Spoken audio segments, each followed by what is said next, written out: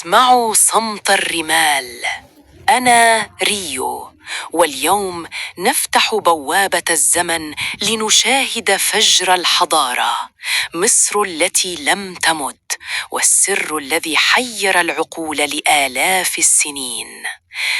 انظروا للأفق، الأهرامات العظيمة تتحدى الفناء، ليست مجرد قبور بل شفرات كونية صممت لتبقى للأبد.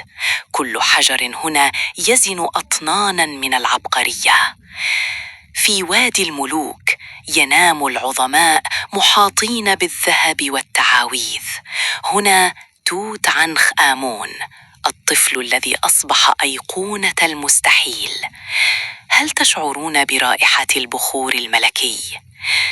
النيل، الإله حابي، لولاه لكانت هذه الأرض عدماً. انظروا لمزارع البرد وسفن الشمس وهي تمخر عباب النهر المقدس، حيث الحياة لا تتوقف. سقطت الإمبراطوريات وبقيت مصر. نحن لا نبني للموت بل نبني للخلود. تذكروا دائماً، من يملك التاريخ يملك المستقبل. انتهت رحلتنا لليوم، لكن الفخر لا ينتهي. أنا ريو، فخور بجذورنا. أي أثر فرعوني هو المفضل لديكم؟ شاركوني في التعليقات، وسلام.